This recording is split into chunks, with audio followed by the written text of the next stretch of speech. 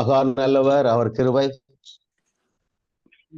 கர்த்தர் மகா நல்லவர், அவர் கிருபை மகா பெரியது. ஆவி ஆத்துமா சரீரம் என்கிற பாடத்துல 9 வகுப்புகள் நாம் முடித்திருக்கிறோம். இன்றைக்கு 10ஆவதும் கடைசியுமான வகுப்பு. ஆமா, இதுவே நம்முடைய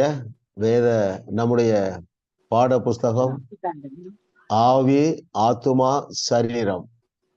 எந்த ஒரு மனிதன் தன்னுடைய ஆவி மனிதனை குறித்து சரியான ஒரு அறிவு இல்லையோ, இந்த சத்தியத்தை குறித்து போதுமான அறிவு இல்லாதவர்கள் வாக்கு தத்தங்களை முழுமையாக பெற்றுக்கொள்ள முடியாது என்கிற முடிவுக்கு நாம் எல்லாரும் வந்திருக்கிறோம். பிரச்சனை என்னவென்றால், கிறிஸ்தவத்திலே அன்றைக்கும் இன்றைக்கும் பிரச்சனை என்னவென்றால், தங்களுடைய ஸ்டேட்டஸை அறியல. நம்முடைய முதல் பெற்றோரும் தங்களுடைய ஸ்டேட்டஸை அறியாமல் இழந்து போனார்கள். அநேக ஆசீர்வாதங்களை இழந்து போனார்கள்.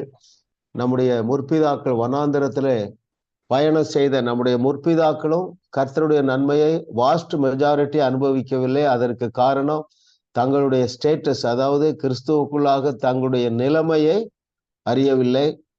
இன்றைய கிறிஸ்தவமும் அநேகர் கர்த்தர் நல்லவர் என்று ருசி பார்க்கவில்லை. அதற்கு பிரதான காரணம் தேவன் தங்களுடைய ஆவி மனிதனிலே எந்த அளவு தகுதிப்படுத்தி வைத்திருக்கிறார், எந்த அளவுக்கு வல்லமைப்படுத்தி வைத்திருக்கிறார், எந்த அளவுக்கு ஆசீர்வதித்து வைத்திருக்கிறார் என்கிற சத்தியத்தை நீங்க சரியாக அறிந்திருக்கீங்க. நீங்கள் தேவனுக்காக சிலம்பம் பண்ணுவீர்கள். சத்தியத்தை அறிகிறவர்கள் ஒருவரும் சாதாரண வாழ்க்கை வாழ முடியாது. சாதனையாளர்களாகத்தான் வாழ முடியும். எல்லா பகுதியிலும், ஊழியத்தில் மாத்திரமல்ல, உங்களுடைய குடும்ப வாழ்க்கையில, உங்களுடைய பிசினஸ்ல, உங்களுடைய ஃபைனான்ஸ்ல, எல்லாவற்றிலும் எக்ஸலாக வாழ முடியும் என்பதில் சந்தேகம் இல்லை. ஸோ இந்த புஸ்தகத்தை தேவன் நமக்கு ஆண்ட்ரூ உமக் என்ற அருமையான சகோதரன் மூலமாக 21ஆம் நூற்றாண்டுல நம்முடைய தலைமுறையில அமெரிக்கா கொலராடோவில் வாழுகிற அந்த ஆண்ட்ரூ உமக்காக கர்த்தரை ஸ்தோத்தரிப்போம். கர்த்தர் தொடர்ந்து நம்முடைய பாடங்களை ஆசீர்வதிப்பார். இப்பொழுது நம்ம நேரடியாக வகுப்புக்கு சென்று விடலாம்.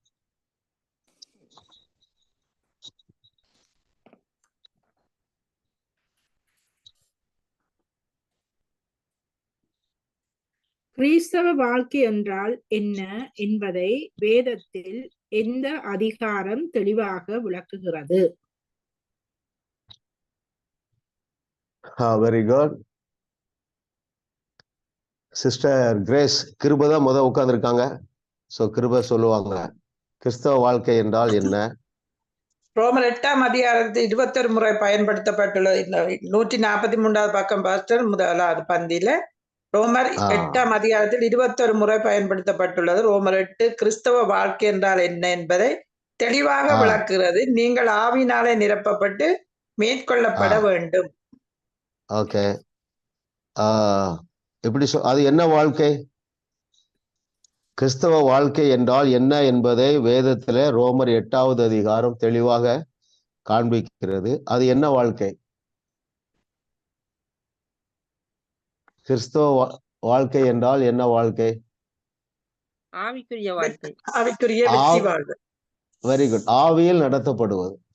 சரிங்களா? பின்னால இதை குறித்து நமக்கு பல கேள்விகள் இருக்கிறதுனால இன்னைக்கு சிம்பிளா விளக்கம் என்னன்னா, கிறிஸ்தவ வாழ்க்கை என்றால் என்ன என்பதை வேதத்திலே ரோமர் 8ஆவது அதிகாரம் தெளிவாக எடுத்து காண்பிக்கிறது. அது என்ன வாழ்க்கை என்றால் ஆவியிலே நடக்கிற வாழ்க்கை. 2வது கொஸ்டின் போயிடலாம்.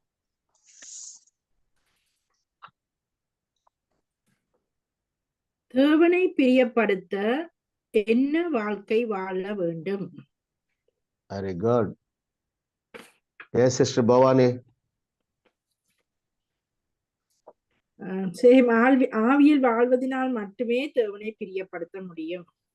Very good, very good, very good. ஆமா, இந்த இன்னொரு 45 நிமிடங்கள் நம்ம இதைத்தான் தியானிக்க போறோம். சிஸ்டர் சொன்ன பதில் 138வது பக்கத்துல செகண்ட் பேராகிராஃப் பாருங்க. பவுல் தேவனை பிரியப்படுத்த முடியாத மாம்சத்தின் இயலாமையை விளக்குகிறார். உங்களுடைய சரீர திறமை, இயற்கையான சிந்தை, உணர்ச்சிகள் மற்றும் செயல்கள் அனைத்தும் கிறிஸ்துவை விட்டு தனித்தே செயல்படுகிறது. சரிங்களா? எதெல்லாம் கிறிஸ்துவை விட்டு தனியாக செயல்படுகிறது பாருங்கள். உங்களுடைய சரீர திறமை, இயற்கையான சிந்தை, உணர்வுகள் மற்றும் கிரிய செயல்கள் அனைத்துமே கிறிஸ்துவை விட்டு தனித்தே செயல்படுகிறது. நீங்கள் சுயமாக உங்கள் மாம்சத்தை மேற்கொள்ள முடியாது.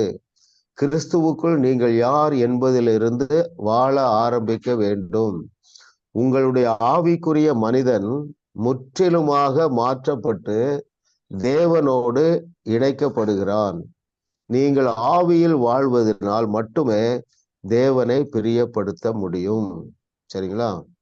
அப்ப சிம்பிளா ஞாபகம் வச்சுடுங்க. தேவனுக்கு பிரியமான வாழ்க்கை என்னவென்றால் ஆவியிலே நடப்பது. ஆவியிலே நடப்பதை குறித்து தொடர்ந்து நம்ம தியானிக்க போறோம். 3வது கொஸ்டின் நம்ம போயிடலாம்.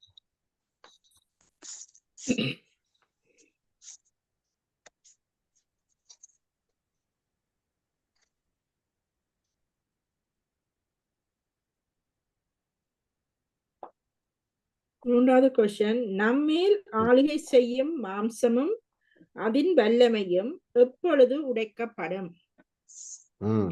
Very good. எஸ், வாசிங்க. நம்மேல் ஆளுகை செய்யும் மாம்சமும் அதன் வல்லமையும் எப்பொழுது உடைக்கப்படும்? Yes, mercy. Page 145 pastor, first paragraphல உங்கள் ஆவியில் உள்ளவைகளை இழுத்து அதை சார்ந்து கொள்வதை கற்றுக்கொள்வதிலே நிலைத்திருப்பதிலேயே இருக்கிறது. அப்ப அதுவும் ஒரு ஆண்டு பாசம். இன்னும் ஒன்று 149 உங்கள் ஆவியின் தேவன் உங்களுக்காக வைத்திருக்கிற காரியங்களில் கவனமாக இருந்தால் உங்கள் மாமிசம் எதுவாக இருந்தாலும் சரி, நீங்கள் உங்கள் மேல் அதற்கு இருக்கிற ஆளுகையை வெரி குட். 145 தான் நான் முதலாவது எழுதினது. உங்கள் ஆவியில் உள்ளவைகளை இழுத்து அதை சார்ந்து கொள்வதை கற்று அதிலே நிலைத்திருப்பதாலே இருக்கிறது. Very good. இன்னும் அதுக்கு நல்ல இன்னொரு ஆன்சர் இருக்கு. நீங்க சொல்றது கரெக்டா சிஸ்டர். நீங்க சரியா புரிஞ்சிருக்கீங்க. புரிந்து கொள்வது மார்க் 151வது பக்கத்துல பாருங்க. ஃபர்ஸ்ட் பேராகிராஃப் மிடில் பாருங்க. நீங்கள் கர்த்தருடைய வார்த்தை உங்களை குறித்து சொல்லுவதிலேயே கவனம் வைக்க வேண்டும். அந்த டோரை க்ளோஸ் பண்ணிக்கமா. பாருங்க, நீங்கள் கர்த்தருடைய வார்த்தை உங்களை குறித்து சொல்லுவதிலேயே கவனம் வைக்க வேண்டும். சரிங்களா? உங்களுக்கு எது உண்டு, உங்களால் என்ன செய்ய முடியும் என்று அவர் சொல்லுகிறாரோ அதிலே கவனம் வைக்க வேண்டும். இதை நீங்கள் செய்ய துவங்கின உடனே உங்கள் மேல் ஆளுகை செய்த மாம்சமும் அதன் வல்லமையும் உடைக்கப்படுவதை காண்பீர்கள். ரைட்டுங்களா? நம்மேல் ஆளுகை செய்யும் மாம்சமும் அதன் வல்லமையும் எப்பொழுது, இதை நான் கொஞ்சம் விளக்க விரும்புகிறேன் பாருங்க. முதலாவது, மாம்சமும் வல்லமையும் நம்மை ஆளுகை செய்கிறது என்பதை நம்ம அறிந்து கொள்ள வேண்டும். அதற்கு என்ன அடையாளமாக எடுத்துக்கொள்ளலாம்? யோசித்து சொல்லுங்க பார்க்கலாம். நம்ம மாம்சமும் வல்லமையும் ஆளுகை செய்கிறது என்பதற்கு என்ன அடையாளம்?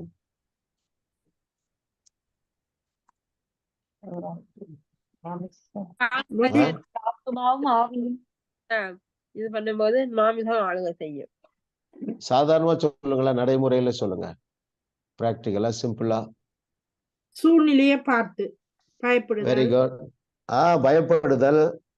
டாக்டரோட ரிப்போர்ட்டை பார்த்து பயப்படுறது. ஓகே. அதாவது மாம்ச ஆளுகை என்றால் பயம், மாம்ச ஆளுகை. சோர்வு, கவலை, சந்தேகம், குற்ற உணர்வு, இவைகள் எல்லாம் மாம்சத்தின் ஆளுகைகள். சரிங்களா? அப்போ இந்த ஆளுகையை நான் உடைத்தால்தான் தேவனுடைய நன்மையை பெற்றுக்கொள்ள முடியும். சரிங்களா? அப்படிப்பட்ட சூழ்நிலைகளிலும் அவைகளில் இருந்து வெளியே வந்து தேவனுடைய வார்த்தையை விசுவாசிக்க நாம் செய்ய வேண்டியது என்னவென்றால், நம்மை குறித்து நம் தேவன் என்ன சொல்லி இருக்கிறார், நம்மை சிருஷ்டித்தவர் என்ன சொல்லி இருக்கிறார், நம்ம டிசைன் பண்ணவரு இல்லையா, அவருக்கு தான் எல்லாம் தெரியும். அந்த பேனாவை பார்த்தா நமக்கு என்ன தெரியும்? இது எப்படி எழுதும் இல்லையா? எவ்வளவு லென்த் பிரெத் இவ்வளவுதான் தெரியும். ஆனா இதை சிருஷ்டித்தவருக்கு என்ன தெரியும்? இதனுடைய இந்த பாடி இருக்கு பாருங்க, பேனாவுடைய பாடி எவ்வளவு வெயிட் தாங்கும், அது அவருக்கு தெரியும் இல்லையா? இது உள்ளே இருக்கிற அந்த இங்க்ல என்னெல்லாம் மிக்ஸ் ஆயிருக்குன்னு அவருக்கு தெரியும். அதே போல நம்மை சிருஷ்டித்தவர் நம்மை குறித்து என்ன சொல்லுகிறாரோ அதை ஏற்றுக்கொண்டால் வாழ்க்கையில சக்சஸ் கேரண்டி. எப்பொழுது அந்த தோல்வி எண்ணங்கள், பயங்கள், கவலைகள், வியாதிகள், கண்ணீர், சோர்வு எல்லாம் உடைத்து எரியப்படும் என்றால் கர்த்தருடைய வார்த்தை உங்களை குறித்து சொல்லுவதிலேயே கவனம் வைக்க வேண்டும். உங்களால என்ன செய்ய முடியும் என்று சொல்லுகிறாரோ அதிலேயே கவனம் வைக்க வேண்டும். சரிங்களா? ஆமா, கர்த்தர் நமக்கு இன்னும் பிரகாசம் உள்ள மனக்கண்களை தந்தருள்வார். நீங்கள் உங்களுக்கு மாத்திரம் ஆசீர்வாதம் அல்ல, உங்களை சார்ந்தவர்களுக்கும் நீங்கள் ஆசீர்வாதமாக இருப்பீர்கள். உலகத்திற்கே நீங்கள் ஆசீர்வாதமாக இருப்பீர்கள். தொடர்ந்து நாம 4வது கொஸ்டின் போயிடலாம்.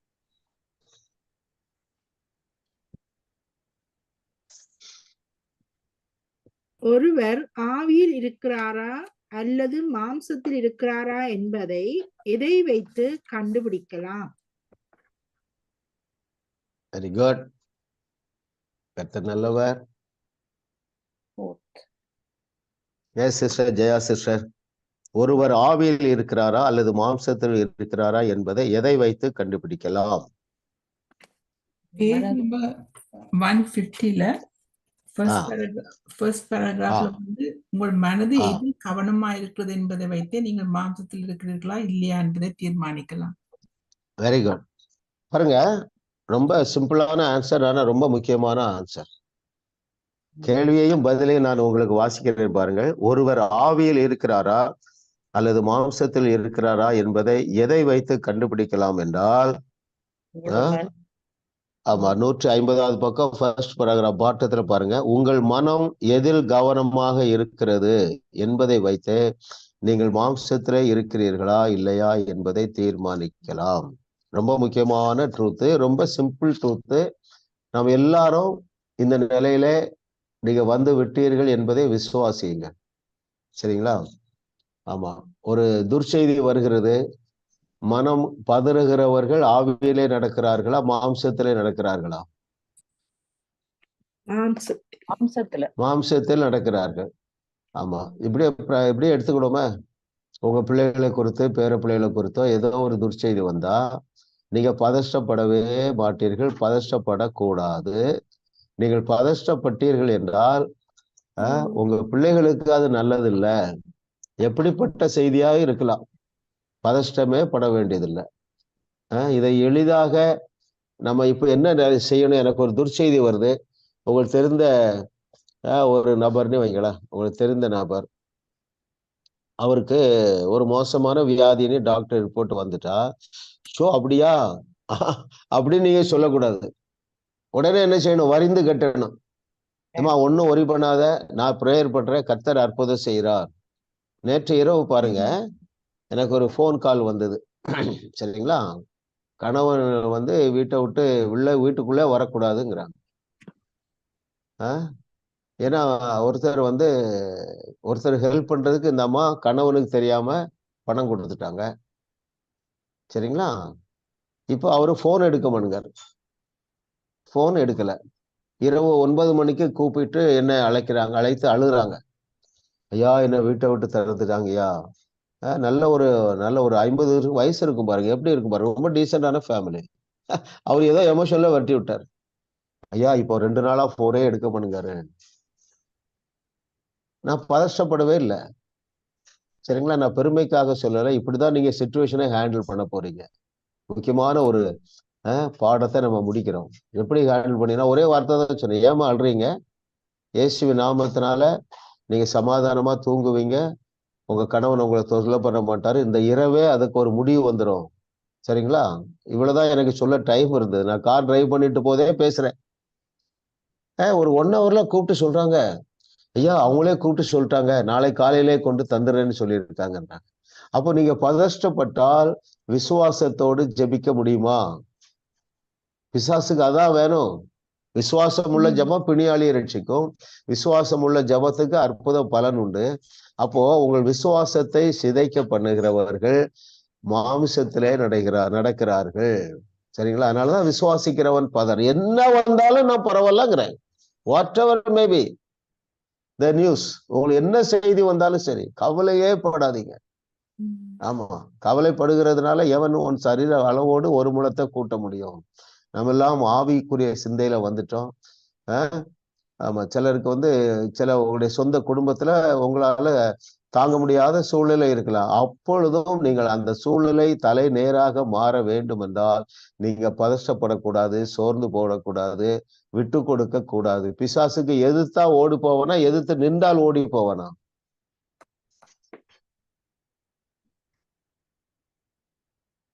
எதிர்த்து நின்றால் ஓடி போவான். எதிர்த்து நிற்கணும். விசுவாசமாகிய கேடயத்தை பிடித்து நிற்கணும். சரிங்களா? கண்டிப்பா அதுக்கு பலன் உண்டு அருமையானவர்களே. ஆமா, நீங்க முதிர்ந்த விசுவாசிகளாக இருக்கிறீங்க. மாம்சத்துல அநேக காரியங்களை ஹேண்டில் பண்ணிருப்பீங்க. இப்போ இந்த நாள்ல இருந்து முடிவு எது இருந்தாலும் சரி, நான் ஆவியினாலதான் ஹேண்டில் பண்ணுவேன். அப்படின்னா என்ன பொருள்? என்னை குறித்து என் தகப்பனாகிய தேவன் என்னெல்லாம் சொல்லியிருக்கிறாரோ அதை நான் ஏற்றுக்கொள்ளுகிறேன். என்னை பார்த்து என்ன சொன்னார்? மார்க் 11:23 மலை போல இருக்கிற பிரச்சனையாக இருந்தாலும் நீ பேசுறா போதும், அது செல்ஃபாகவே தானாகவே சமுத்திரத்துல போய் விழுந்துடும். அதுதான் அதனுடைய அந்த வசனத்தினுடைய அர்த்தம். சரிங்களா? நம்முடைய வேலை என்ன? கட்டளை கொடுக்கிறது தான் நம்முடைய வேலை. அதை பயிற்சி செய்யுங்கள். தோல்வி வரலாம், நீங்க சோர்ந்தே போகாதீங்க. சின்ன சின்ன காரியங்களையும் நீங்க என்ன செய்யுங்க? பிராக்டிஸ் பண்ணுங்க. என்னுடைய மூத்த கிராண்ட்சன் பாருங்க, நான் தைரியமா சொல்லி விடுறேன், இயேசு நாமத்தினால நீ கப்போட தான் வீட்டுக்கு வருவா அப்படின்னு சொல்றேன். ஒரு 7-8 மேட்ச் விளையாடி இருக்கிறான், 2ல தான் கப்பு வாங்கிட்டு வந்திருக்கான். நான் இன்னும் அப்படிதான் சொல்ல போறேன். ஏன்னா அப்படித்தான் எழுதியிருக்கு. சரிங்களா? அப்படித்தான் எழுதியிருக்கிறது. நீங்க சொல்லும் பொழுது தேவ வல்லமை வெளிப்படுகிறது என்று உங்க எல்லாருக்கும் தெரியும். இன்னைக்கு கேள்வி என்ன? ஒருவர் ஆவியில் இருக்கிறாரா அல்லது மாம்சத்தில் இருக்கிறாரா என்பதை எதை வைத்து கண்டுபிடிக்கலாம்னா, சிம்பிளா சொல்லணும்னா ரியாக்ஷன். ஒரு நல்ல செய்தி இல்ல, ஒரு துர்ச்செய்தி வரும்பொழுது நீங்களே உங்களை சீர்தூக்கி பார்த்துக்கொள்ள உங்க மனநிலை என்ன சொல்லுகிறது? இல்லையா? நாம் வாழுகிறது ஒரே ஒரு வாழ்க்கை தான். There is only one life. அந்த வாழ்க்கையில ஆவியிலே நடப்பது ஒரு ஆனந்தமான வாழ்க்கை. ஒருவேளை 100% சக்சஸ் ஆகாட்டாலும் முதல் 60%, 80% வருவீங்க. அதுக்கப்புறம் மோர் தென் 100% வந்துடுவீங்க. ஏன்னா ஹீஸ் அவர் கம்ப்ளீட் மாடல். இயேசு கிறிஸ்து எந்த பிரச்சனைக்கு தீர்வாக இருந்தார் அல்லவா? நாமும் தீர்வாக இருக்கிறோம். we all are world shaker. பைபிள்ல நீங்க ஒரு தலைப்பு கொடுக்க வேண்டும் என்றா, நான் இரவும் பகலும் தியானிக்கிறதுனால சொல்றேன். பைபிள்ல பரிசுத்த வேதாகமம் என்பதற்கு பதிலாக இப்படி கூட எழுதிடலாம். யாரு? we are world shakers. சரிங்களா? அப்படிதான் சொல்றாரு இயேசு. என்ன சொல்றாரு? நீங்கள் உலகத்துக்கு உப்பு, உலகத்துக்கு வெளிச்சம், நீங்கள் தேவர்களாக இருக்கிறீர்கள், உங்களால் கூடாத காரியம் ஒன்றுமிராது, பாவங்களை மன்னியுங்க, உங்களிடத்திலிருந்து ஜீவ தண்ணீர் போயிட்டே இருக்கிறது. இந்த எண்ணங்களினால் நிரப்பப்படுங்கள். வாழ்க்கை லகுவாக மாறிவிடும், வாழ்க்கை இன்பமாக மாறிவிடும், நீங்களும் வாழ்வீர்கள், வையகத்தையும் வாழ வைப்பீர்கள். Everything will be effortless. That's very important. சரிங்களா? கர்த்தர் நமக்கு இன்னும் பிரகாசம் உள்ள மனக்கண்களை தந்திருவா. நம்ம 5வது கேள்விக்கு போகலாம். என்ன எண்ணத்தினால் நிரம்பி இருப்பது ஆவிக்குரிய எண்ணத்தினால் நிரம்பி இருப்பது ஆகும். கர்த்தர் மகா நல்லவர், அவர் கிருபை மகா பெரியது. எஸ், மகேஸ்வரி சிஸ்டர் நினைக்கிறேன். 156வது பக்கம் பாஸ்டர். Very good. உங்கள் மாமிசத்தை மேற்கொள்ளுதல் என்பது நடுப்பகுதியில, எப்பொழுது நீங்கள் வார்த்தையின் எண்ணங்களினாலோ நிரம்பி இருக்கிறீர்களோ அப்பொழுது நீங்கள் ஆவிக்குரிய எண்ணங்களினால் நிரம்பி இருக்கிறீர்கள். Very good. என்ன வசனங்கள்லாம் நிரப்பு? வார்த்தையின் எண்ணங்கள். நம்ம எண்ணத்துல எப்பொழுது வைத்திருக்க வேண்டிய சில வார்த்தைகள் மகேஸ்வரி சிஸ்டர் சொல்லுங்க. இப்ப நான் சொன்னேன் இல்லையா, அதே தான். கர்த்தருடைய வார்த்தையில் உள்ள வல்லமை, அதுல உள்ள ஜீவன் எங்களுக்குள்ள இருக்கிறது. Very good. அவருடைய ரத்தத்தினால நாங்கள் நீதிமான்களாக்கப்பட்டிருக்கிறோம். Very good. அவருடைய வாக்கு தத்தங்கள் எல்லாம் எங்களுக்குரியது. இப்ப நீங்க சொன்ன அவ்வளவு வார்த்தைகளுக்கு ஆ நாங்கள் அதனால் நிரப்பப்பட்டு இருப்போம். இன்னைக்கு ஒரு ஆமென். தீர்மானம் எடுப்போம். இந்த 10வது வகுப்புல நம்ம இந்த சப்ஜெக்ட முடிக்கிற இன்னைக்கு ஒரு தீர்மானம். என்ன தீர்மானம்? என் இயேசு சொன்னதையாவது நினைப்போம். என் இயேசு என்னை பற்றி என்ன சொன்னாரோ இவைகளைத்தான் நான் சிந்திப்பேன். ஆமா, யாருக்கு நல்ல எழுதுற ஹேபிட் இருக்கு? நம்ம அடிக்கடி சொல்ற வசனங்களை எழுதுங்க. எழுதி ஜெயா சிஸ்டருக்கு அனுப்புங்க, அல்ல நீங்களே எனக்கு அனுப்புங்க. இல்லையா? எவ்வளவு கஷ்டப்படுறோம். எதுக்கு கஷ்டப்படுறோம்? ஐயோ, என் பிள்ளைகள் நல்லா வரணுமே, நானும் கணவன் மனைவி நல்லா இருக்கணுமே என்று அநேக காரியங்களை குறித்து நீங்க கவலைப்படுறீங்க. நான் சிம்பிளான வழி வேதத்துல இருக்குங்கிறாரு. என்ன இருக்கு? எப்பொழுதும் இந்த வார்த்தையினால் நிரப்பப்படுங்க. அதனாலதான் சமீபத்துல ஒரு 4 நிமிட செய்தியில போட்ட ஜீவ வசனத்தை தியானிங்க. 2 வசனங்கள் இருக்கின்றன. வேதம், அதாவது வேதம் 2 வசனங்களினால் நிரப்பப்பட்டிருக்கிறது. சரியா? துர்ச்செய்தி இருக்கு. தேவன் ஆபிரகாமை சோதித்தார், துர்ச்செய்தி.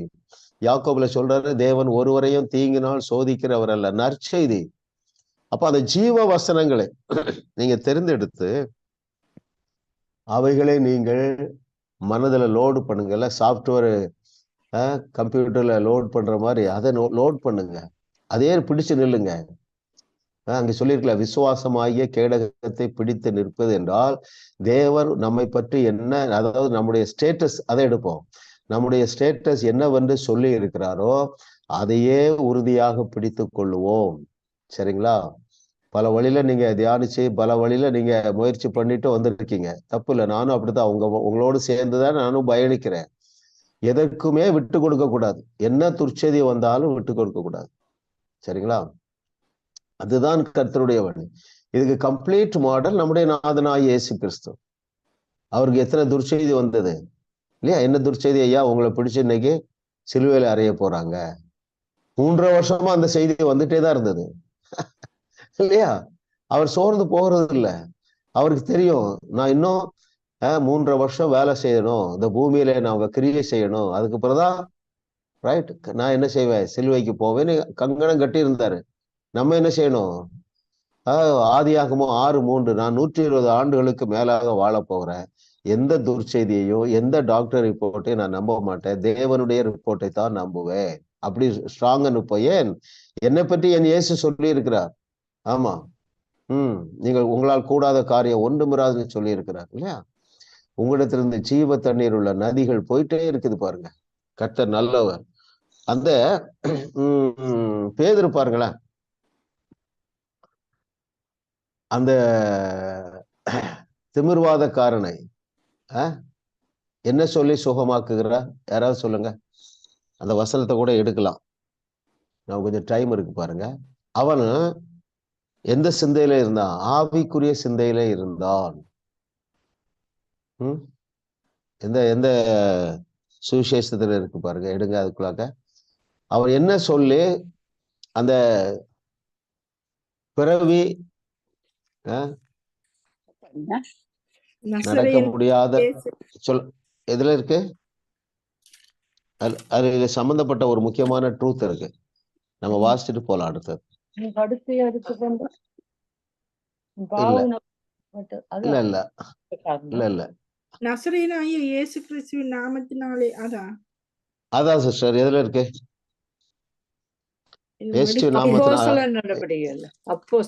அப்போஸ்தலர் 5 பாருங்க. கர்த்தர் நல்லவர், அவர் கிருபை என்றும் உள்ளது. கர்த்தர் மகா நல்லவர், அவர் கிருபை மகா பெரியது. அப்பாடி 3வது அதிகாரம் 2வது வசனத்துல 6வது வசனம் இல்லையா? பாப்போமா? பேதுரு, வெள்ளியும் பொன்னும் என்னிடத்தில் இல்லை, என்னிடத்தில் உள்ளதே உனக்கு தருகிறேன், நசரேயனாகிய இயேசு கிறிஸ்து நாமத்தினாலே எழுந்து நட என்று சொன்னான். பாருங்க, இதுல முக்கியமான ட்ரூத் நான் என்ன சொல்ல விரும்புறேன்னா, என்னிடத்தில் உள்ளதே உங்களுக்கு தருகிறேங்கிற அந்த இயற்கைக்கு அப்பாற்பட்ட வல்லமை எனக்குள்ள இருக்கிறது என்கிற நாலேஜ் இல்லையா? அது என்ன சொல்ல பாருங்க, இன்னும் என்னிடத்தில் உள்ளதை தேவன் உனக்கு தருவார்னு சொல்லல, நான் தருகிறேங்கிறான். அப்படி இமேஜின் பண்ணுங்க. எப்படி சொல்றான்? அதே பாரு, என்ன பாருங்க, தேவனை நோக்கி பாருன்னு சொல்லல, என்ன பாரு, எனக்குள்ள ஒரு சூப்பர் நேச்சுரல் ஹீலிங் பவர் இருக்கு. ரைட்? என்னுடைய உள்ளத்திலிருந்து நான் இப்ப பேச போகிறேன், என்னிடத்துல இருக்கிற அந்த வல்லமை உனக்குள்ள வந்துரும். எதனால அப்படி அவனால பேச முடிஞ்சதுன்னா, தனக்குள்ள இருக்கிற அந்த இயற்கைக்கு அப்பாற்பட்ட வல்லமையை குறித்த அறிவு இருந்தது. ஆகவே அவன் மாம்சத்துல நடக்கவில்லை. மாம்சத்துல நடக்கிறதுனா என்ன? எப்பா உன்னை வந்து நான் பணம் கட்டி ஆஸ்பத்திரியில சேர்க்கிறேன் இல்லையா? ஆமா, எல்லா பிரச்சனைக்கும் இந்த தீர்வு கொடுக்கக்கூடிய ஆற்றல் நம்முடைய நாவில இருக்கு பாருங்க.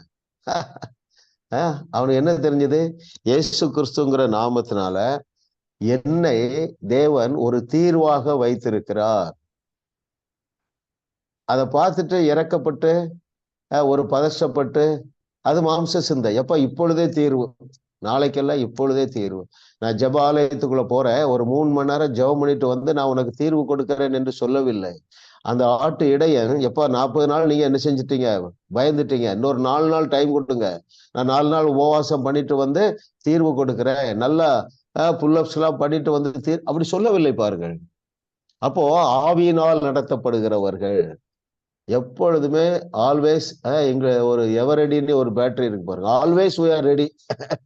அந்த மூமெண்ட்ல ரெடி. ஆமா, நான் காரை விட்டு ஓரமா நிறுத்திலாம், நான் உங்களுக்கு ஜெபம் பண்ற சிஸ்டர், பாவம் சிஸ்டர், ஏன் சிஸ்டர் இப்படி பண்ணீங்க, நான் வேணா உங்க ஹஸ்பண்ட பேசட்டுமா, அப்படிலாம் நான் சொல்லல. ஒரே ஒரு வார்த்தை, சிஸ்டர் நீங்க இன்னைக்கு சமாதானமா தூங்குறீங்க, விடியறதுக்குள்ளாக்க உங்க பிரச்சனை தீருது. 1 மணி நேரத்தை தீர்ந்துட்டுங்க. அவ்வளோ ஆச்சரியம். நீங்க ஒரு வார்த்தை தான் சொன்னீங்க, நான் அவன்கிட்ட பேசி 6 மாசம் இருக்கும். கர்த்தர் நல்லவர் பாருங்கள். கர்த்தரை தெய்வமாக கொண்ட நாம் பாக்கியவான்கள். ஏனென்றால் சுட சுட தீர்வாக நாம் இருக்கிறோம். ஒரு செய்தி எனக்கு தலைப்பு வந்து பாருங்க, சுட சுட தீர்வு இல்லையா? இப்படிதான் தலைப்பு எல்லாம் தராரு. வேதம் முழுதும் அப்படித்தானங்க இருக்கு.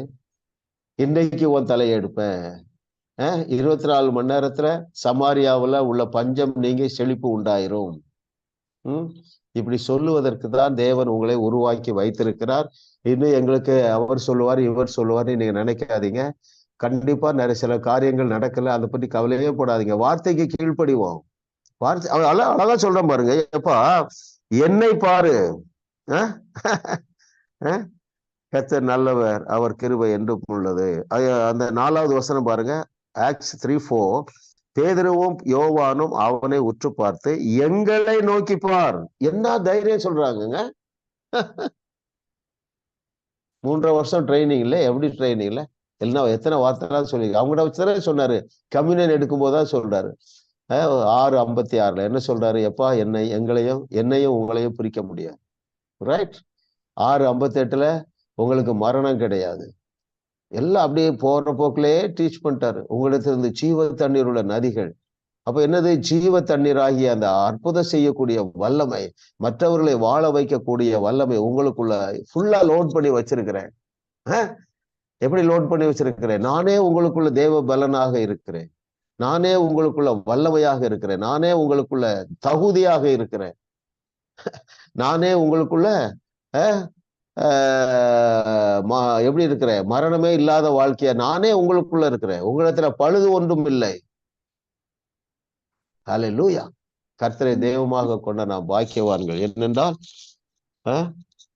இயேசு கிறிஸ்து செய்தவைகளை செய்து, அதை விட பெரிய அற்புதங்களை செய்து, நாமும் வாழ்ந்து நம்முடைய குடும்பத்தாரையும் வாழ வைத்து தேசத்தையும் வாழ வைக்கிற வல்லமை நம்முடைய ஆவி மனுஷன்ல இருக்கிறதுக்காக கர்த்தருக்கு நன்றி சொல்லுவோம். அடுத்த கொஸ்டின் போயிடலாம். Question number 6. எப்பொழுது ஜெயத்தை பெற முடியாது, எப்பொழுது முடியும்? Very good. கர்த்தர் நல்லவர். எஸ் லிதியா சிஸ்டர் சொல்லுங்க. 186வது பக்கம் 2வது paragraphல சொல்லப்படுது, கெஞ்சி கேட்பதனால் நாங்கள் எதையும் பெற முடியாது, அவர் ஏற்கனவே சாதித்து ஜெயத்தை எங்கள் ஆவியில ஏற்படுத்தி இருக்கிறார் என்று நாங்கள் அறிந்து அதை கவனிக்கும் பொழுது நாங்கள் வெற்றியை ஜெயத்தை பெற முடியும். வெரி குட், கரெக்டா எடுத்துட்டீங்க. எப்பொழுது ஜெயத்தை பெற முடியாது என்றால் கெஞ்சி ஜெயிப்பதனால இல்ல, எப்பொழுது பெறுவோம் என்றால் ஏற்கனவே நாம் சாதித்து ஜெயத்தை உங்கள் ஆவியில் ஏற்படுத்தி இருக்கிறார் என்பதை கவனிக்கும் பொழுதே வெற்றியை பெறுவீர்கள். கர்த்தர் நல்லவர் பாருங்க. ஆமா, இந்த வகுப்பு நடத்தும் போது எனக்கு இன்னொரு லெவல் ஃபெய்த் வருது. கர்த்தர் நல்லவர் பாருங்க. எல்லா பகுதியிலும் இதாங்க கர்த்தர் வைத்திருக்கிற he has designed such a way. 2 காரியங்களை நான் அடிக்கடி சொல்றேன், இப்போ சொல்றேன் பாருங்க. In our spirit man we are fully qualified and we are perfectly perfected. Number 2, in our spirit man we are loaded with supernatural power to perform miracles like Jesus and also more than that. Yeah, said by our master Jesus Christ. நம்முடைய master தான் சொன்னாரு, நான் செய்ததை விட பெரிய கிரியைகளை செய்வீர்கள். ஆமா, அப்ப நம்மை குறித்து பாருங்க, யோசுவா அவ்வளவு சக்சஸ்ஃபுல்லா இருந்தது காரணம் என்னன்னா, என்ன சொன்னாரு யோசுவா? உனக்கு எதிராக ஒருவனும் எதிர்த்து நிற்க முடியாது. அதுலயும் கவனிச்சீங்கன்னா உனக்கு விரோதமா யாரும் எதிர்த்து வரமாட்டாங்கன்னு சொல்லல, எதிர்த்து நிற்க முடியாது. ரைட்? மோசையோடு கூட இருந்தது போல நான் உன் கூட இருப்பேன். எல்லாரையும் நான் பயம் காட்டுவேன். ரைட்? அதே வாஸ்தவமா யோசுவா 1 பாருங்க. நான் யோசித்து பாக்குறேன், ஒருத்தரும் அவங்க கூட இல்ல. இவன் எப்படி இவ்வளவு தைரியமா நின்னான் என்றால் தேவனுடைய வார்த்தையை தான் பிடிச்சிட்டான். அதனாலதான் தைரியமா நின்னா. எனக்கு சூரியன் கீழ்ப்படியும் என்று விசுவாசித்தான். கர்த்தர் நல்லவர் பாருங்க. யோசுவா 1வது அதிகாரத்திலே 3வது வசனம். நான் மோசேக்கு சொன்ன, எல்லாரும் எடுத்துக்கொள்ளுங்க, முக்கியமான வசனம். யோசுவா 1:3. நான் மோசேக்கு சொன்னபடி உங்கள் காலடி மிதிக்கும் எவ்விடத்தையும் உங்களுக்கு கொடுத்துட்டேன். கொடுக்க போகிறேன்னு சொல்லல, கொடுத்துட்டேன். இப்படித்தான் நமக்கு சொல்லி இருக்கிறாரு. என்ன சொல்லி இருக்கிறாரு? நீங்கள் தேவர்களாக இருக்கிறீர்கள். சீரியஸா எடுக்கணுங்க. நம்ம இந்த அளவுக்கு பொறுமையாக எத்தனை பேர் கற்றுக்கொண்டாங்களோ தெரியல. ஆவியாத்மா சரீரத்தை குறித்து அப்படி நிதானமாக ஆவியானவர் நமக்கு கற்று தந்திருக்கிறார். எவ்விடத்தையும் உங்களுக்கு கொடுத்தேன். ஓகே, 5வது வசனம் பாருங்க. நீ உயிரோடு இருக்கும் நாளெல்லாம் ஒருவனும் உனக்கு முன்பாக எதிர்த்து நிற்பதில்லை. ஒருத்தர் விஸ்டாண்ட் பண்ண முடியும். வரலாம்ப்பா, எந்த பெரிய வியாதியும் ரிப்போர்ட் வரலாம், உங்க பிள்ளைகளை குறித்து துர்ச்செய்தி வரலாம், ஆனா தீர்வாக நீ இருக்கிறாய் இல்லையா? ஓகே, அடுத்து என்ன சொல்றாரு பாருங்க. நான் மோசையோடு இருந்தது போல உன்னோடு இருப்பேன், நான் உன்னை விட்டு விலகுவதும் இல்லை, உன்னை கைவிடுவதும் இல்லை, பலம் கொண்டு திடமனதாயிரு. சரிங்களா? ஆமா, அதுல இன்னொன்னு சொல்றாரு அவர் பாருங்க. கர்த்தர் நல்லவர். அதுல பாருங்க, இனி என்னெல்லாம் செய்வான்னு சொல்றாரு. பலம் கொண்டு திடமனதாயிரு, இந்த ஜனத்தின் பிதாக்களுக்கு நான் கொடுப்பேன் என்று ஆணையிட்ட தேசத்தை நீதான் இவங்களுக்கு ஷேர் பண்ணி கொடுப்பா. கர்த்தர் நல்லவர் இருக்கு பாருங்க. 9வது வசனம் பாருங்க. நான் உனக்கு கட்டளையிடவில்லையா? பலம் கொண்டு திடமனதாயிரு, திகையாதே, கலங்காதே, நீ போகும் இடமெல்லாம் உன் தேவனாகிய கர்த்தர் உன்னோடு இருக்கிற. எப்பப்பா, இதெல்லாம் அருமையானவர்களே, திரும்ப நமக்கு தேவன் சொல்ல வேண்டிய அவசியமே இல்லை. யோசுவாவுக்கு சொன்னது நமக்கு சொல்லி இருக்கிறாரு. சரிங்களா? சோ இந்த பெரிய அட்டெம்ப்ட் பண்ணுங்க, தோல்விக்கு பயப்படாதீங்க. இயேசு கிறிஸ்துவுக்கே தோல்வி அடைந்தார் சொந்த நாசரத்துல. தைரியமாக எழும்புங்கள். ஆமா. சோ ஓகே, அடுத்த கொஸ்டின் போவோம். இன்னும் கொஞ்சம் எக்ஸ்பிளனேஷன் அதுல இருக்கு, பார்ப்போம். 7வது கொஸ்டின் போலாம்.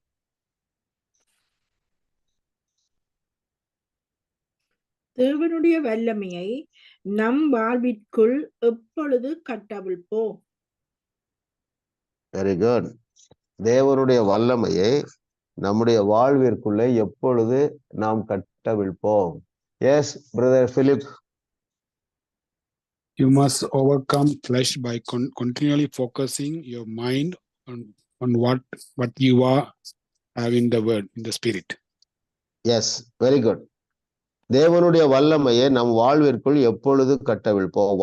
அதாவது தமிழ்ல 160வது பக்கத்துல மிடில் செகண்ட் பேராகிராஃப் மிடில் இருக்கு பாருங்க. வார்த்தையின் சத்தியங்களினால் நீங்கள் ஆளப்படுவீர்கள் என்றால் ஐம்புலன்களினால் இயற்கையாக ஏற்படுகிறவைகளை மேற்கொள்ளுவீர்கள். இயற்கைக்கு அப்பாற்பட்ட தேவனுடைய வல்லமையை உங்கள் வாழ்க்கைக்குள்ளே நீங்கள் கட்டவிழ்க்க ஆரம்பிப்பீர்கள். கேள்வி என்ன? தேவனுடைய வல்லமையை நம் வாழ்விற்குள் எப்பொழுது கட்டவிழ்ப்போம்? இப்பதான் கிளாசிக் எக்ஸாம்பிள் பார்த்தோம். எது? பேதுருவும் அந்த திமிர்வாதக்காரனும். அவன் கட்டவிழ்க்கிறான். அவன் வார்த்தையின் சத்தியங்களினால் ஆளப்பட்டிருந்தான். ரைட்?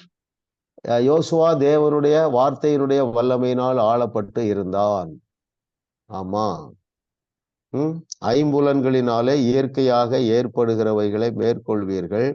இயற்கைக்கு அப்பாற்பட்ட தேவனுடைய வல்லமையை உங்கள் வாழ்க்கைக்குள்ளே நீங்கள் கட்டவிழ்க்க ஆரம்பிப்பீர்கள். நம்முடைய பொருளாதாரத்துல, நம்முடைய ஹெல்த்ல, ஃபேமிலி ரிலேஷன்ஷிப்ல தேவனுடைய இயற்கைக்கு அப்பாற்பட்ட வல்லமையை நீங்கள் எப்பொழுது கட்டவிழ்க்க முடியும் என்றால், அந்த சிந்தையினால் நான் நிரப்பப்பட்டிருக்கணும். இன்னும் ஒரு விதத்துல சொன்னா, கிறிஸ்துவுக்குள் நான் யார் என்கிற சிந்தையினால் நாம் நிரப்பப்பட்டு இருக்க வேண்டும். திரும்ப அதே அந்த வசனங்கள் நமக்கு போதும். இயேசு கிறிஸ்து நம்மை பற்றி என்ன சொல்லியிருக்கிறாரோ அந்த வசனங்களே நமக்கு போதுமானதாக இருக்கிறது. ரைட்? ஆமா ஆமா. 50+ தான் மேக்சிமம் நம்ம இருக்கிறோம்.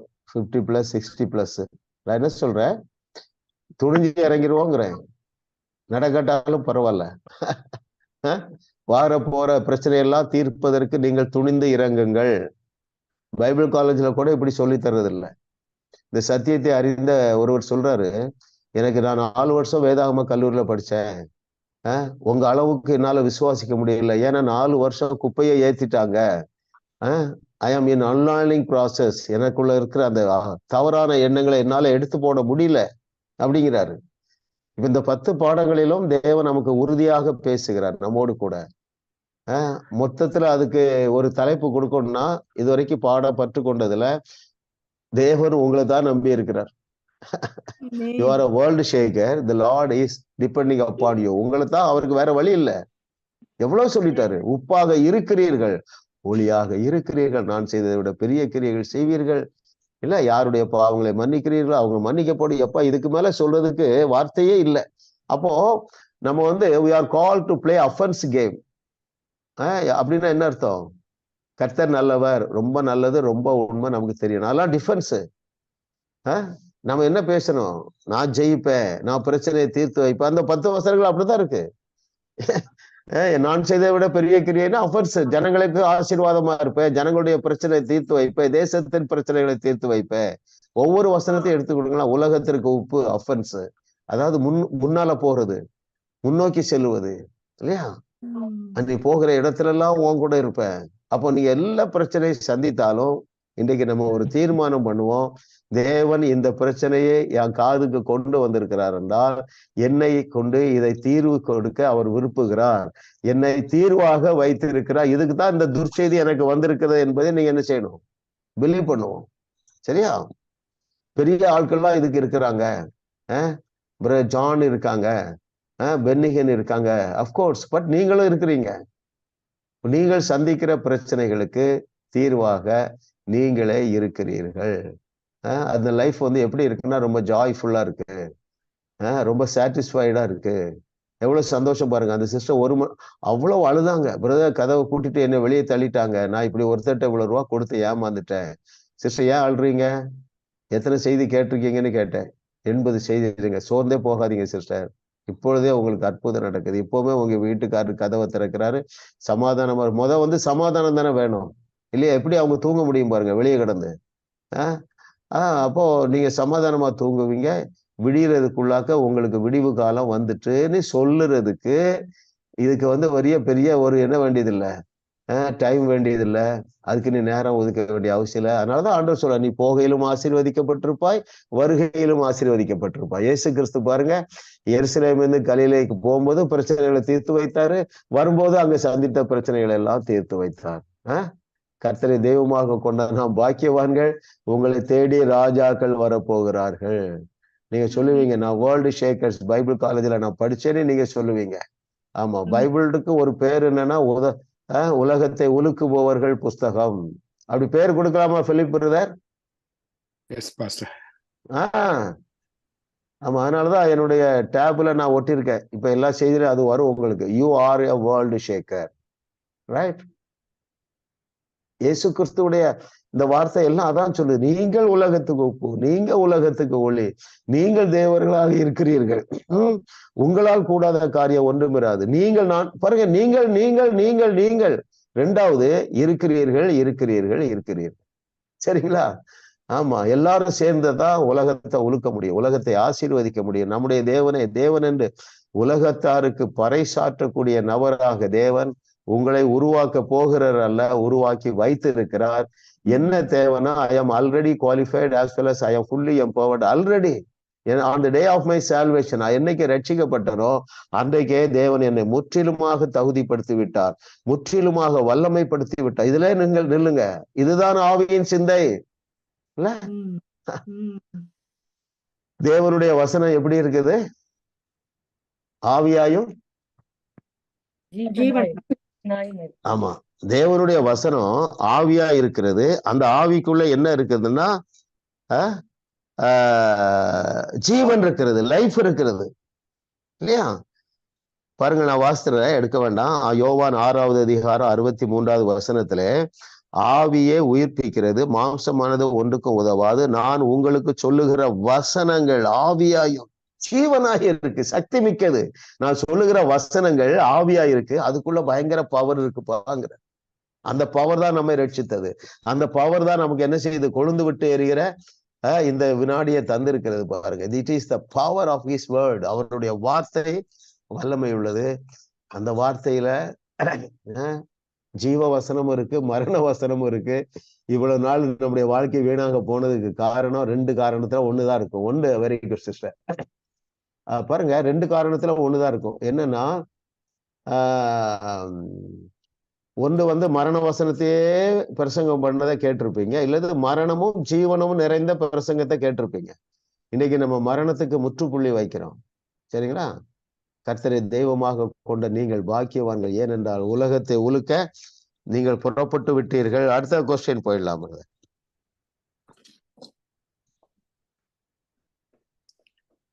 எழுதப்பட்டுள்ள எல்லா நன்மைகளும் நம் வாழ்வில் வெளிப்படுவது எதை பொறுத்தது? எழுதப்பட்டுள்ள எல்லா நன்மைகளும் நம் வாழ்வில் வெளிப்படுவது எதை பொறுத்தது? Very good. கர்த்தர் நல்லவர், அவர் கிருபை என்றும் உள்ளது. வேற யாரு இருக்காங்க? ஸ்கிரீன்ல யாரு இருக்காங்களா? இதுவரைக்கும் சொல்லாதவங்க சொல்லலாம். கேள்வியை நான் வாசிக்கிறேன். எழுதப்பட்டுள்ள எல்லா நன்மைகளும் நம் வாழ்வில் வெளிப்படுவது எதை பொறுத்தது? யார் சொல்றீங்க? இதுவரைக்கும் சொல்லாதவங்க. எங்களுடைய எண்ணங்களை 160வது பக்கத்துல 2வது paragraphல, உங்களுடைய சரீர வாழ்விலே உங்களுடைய மெய்யான ஆவிக்குரிய காரியங்கள் வெளிப்படுவது என்பது உங்களுடைய எண்ணங்களை பொறுத்ததே ஆகும். Very good. அது அப்ப என்ன எண்ணம் உள்ளவர்கள் சக்சஸ்ஃபுல்லாக இருப்பாங்க? அதே ஆவிக்குரிய எண்ணம், ஆண்டவருடைய வசனங்கள். ஓகே, ஆண்டவருடைய வசனம் எந்த இப்ப கற்றுக்கொண்ட நாங்க தேவர்களா இருக்கிறோம். Very good, very good. பூமி குப்பா இருக்கிறோம், வெளிச்சமா இருக்கிறோம். ஆமா, நீங்க அதுக்கு மார்க் போடுங்க. இன்னொரு விளக்கமும் அதுல இருக்கு பாருங்க. 158வது பக்கம், பேஜ் 158ல கேள்வி என்ன? எழுதப்பட்டுள்ள எல்லா நன்மைகளும் நம் வாழ்வில் வெளிப்படுவது எதை பொறுத்தது என்றால், அது ஃபர்ஸ்ட் பேராகிராஃப் மிடில் பாருங்க. இந்த மாற்றம் உங்களுடைய காண்கிற மண்டலத்தில் வெளிப்படுவது உங்களுடைய எண்ணங்களை பொறுத்ததே ஆகும். உங்களுடைய இயற்கையான சுபாவம், மாம்சம் உங்களை ஒரு புறம் இழுக்குது, உங்கள் ஆவி உங்களை வேறு திசையில் கொண்டு செல்லும். நீங்கள் எந்த எண்ணத்தை உடையவர்களாக இருக்கிறீர்களோ அதுவே உங்கள் அனுபவத்தை தீர்மானிக்கிறது. என்ன எண்ணத்தை உடையவர்களா இருக்கிறீர்களோ, என்ன எண்ணணும்? நான் இந்த பிரச்சனைக்கு தீர்வாக இருக்கிறேன் என்று பேதுரு நினைச்சான். அது சக்சஸ் ஆயிற்று. தனக்குள்ள இயற்கைக்கு அப்பாற்பட்ட வல்லமை இருக்கிறது, என்ன நான் முற்றிலுமாக தகுதியாக்கப்பட்டு இருக்கிறேன். அந்த நாலேஜ் வந்தது பாருங்க. சிம்பிளா ஒரு தீர்வு கொடுத்தாரு பாருங்க. ரைட்? எல்லாமே எதை பொறுத்து இருக்குது? எண்ணத்தை பொறுத்துதான் இருக்கு. 2 விதமான எண்ணங்கள், மாம்ச எண்ணங்கள், தோல்வி எண்ணங்கள். ஆமா, யோபு பற்றி நீங்க யோபு புஸ்தகத்துல வசனமும் இருக்கு. ஆனா எதைத்தான் சொல்லி தந்தாங்க? யோபுனாலே இல்ல உள்ள ஒரு என்ன செய்யுது, நடுக்கம் வருது. எதனால யோபு தோல்வி அடைந்தான்னா, அவன் மாம்சத்துல நடந்தான். அதுக்கு என்ன வசனம் சொல்லுது? அவன் பயந்த காரியம் நடந்தது. ஃபர்ஸ்ட்ல ஒரு செய்தி, ஒரு தேவையில்லாத ஒரு செய்தி வந்துட்டுன்னா, அப்பால போ சாத்தானே, நான் பயப்பட மாட்டேன்னு சொல்லுங்க. சரிங்களா? பயப்படாதே, திடன் கொள். அப்படிதான் சொல்றாரு யோசுவாவை சார்ஜ் பண்ண. Joshua, don't fear, don't tremble, பயப்படாத, திகையாத, நான் உன் தேவன். இல்லையா? அப்படிதான் தேவன் நம்மை உற்சாகப்படுத்துகிற தேவனாக இருக்கிற அந்த எண்ணங்களினாலே நீங்கள் ஆளுகை செய்யப்படுங்கள். 9வது கொஸ்டின் போயிடுமா?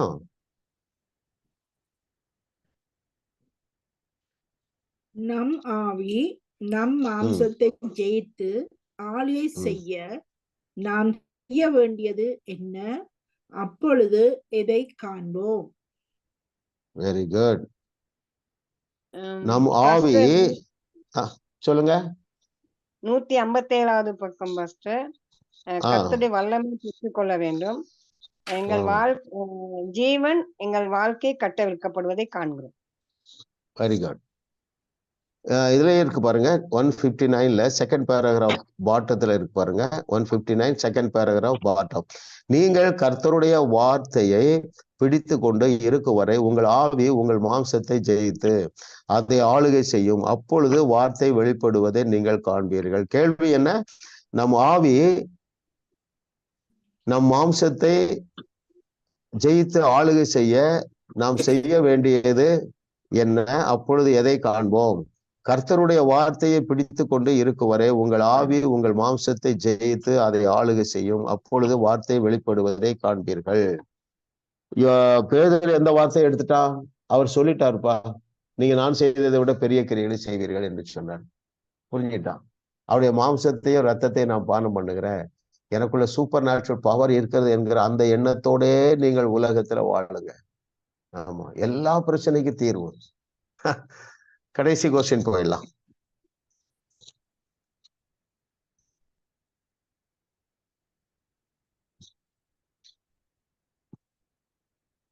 தேவ வல்லமையை நம் வாழ்வில் அனுதினமும் வெளிப்படுத்த ஒரே வழி என்ன?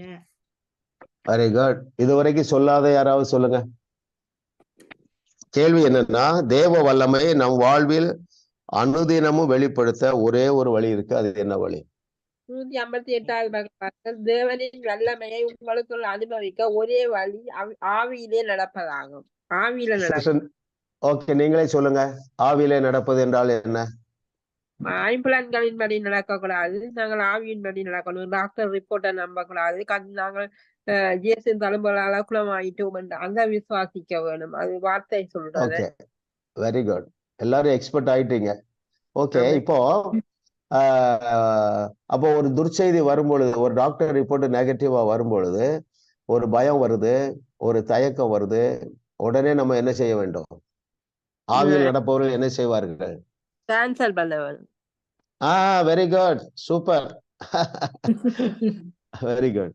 ஆமா, அங்கதான் நம்ம முதல் டீல் பண்ணணும். ஏன் பயப்படுறா? என் ஆத்மாவை ஏன் கலங்குறா? ஏன் தேங்குறா? மீட்பர் உயிரோடு இருக்கிறா. எங்க இருக்கிறா? எனக்குள்ள இருக்கிறாரு. நான் மகா பரிசுத்த ஸ்தலமாக இருக்கிறேன் இல்லையா? இயேசு கிறிஸ்து தன்னுடைய ஆவியை பிதாவிடத்துல ஒப்படைக்கும் பொழுது மகா பரிசுத்த ஸ்தலத்திலே அதை மூடி இருந்த திரைச்சீலை மேல இருந்து கீழாக கிழிந்துன்னு எழுதிட்டு இருக்கு. கீழே இருந்து கிழிஞ்சுன்னா யாராவது கிழிச்சிட்டாமாங்க, மேல இருந்து கீழே கிழிச்சு. ஏன்? அந்த மகா பரிசுத்த ஸ்தலமாக நான் இருக்கிறேன். இப்படி நான் சொல்லும்போது உற்சாகப்பட்டு களி கூறுங்க. நம்முடைய கீழ்ப்படிதலினால் அல்ல. It's not out of our obedience, but it is his obedience and also we believe his obedience.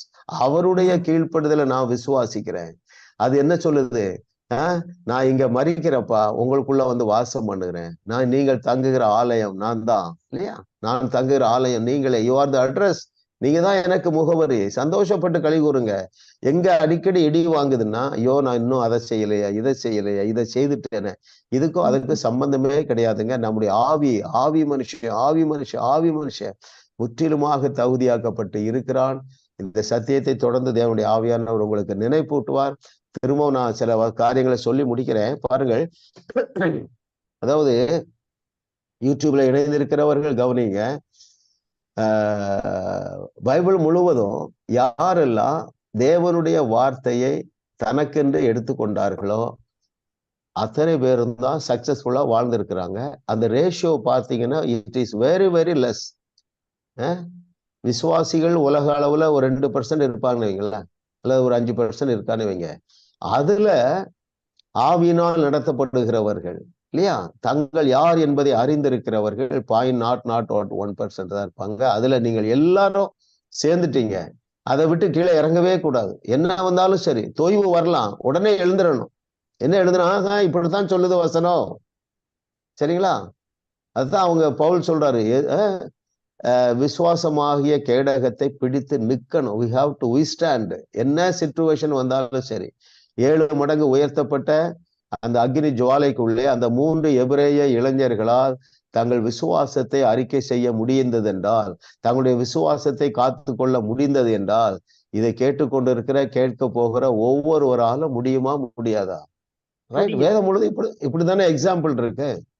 ஆமா, எந்த சூழ்நிலை இருந்தாலும் சரிங்க. சில பிரச்சனைல நீங்க 20 வருஷம் இருக்கீங்களா, சோர்ந்து போகாதீங்க. இன்றைக்கு ஒரு முடிவு கட்டும். நான் பேசுறேன் உங்களுக்கும்.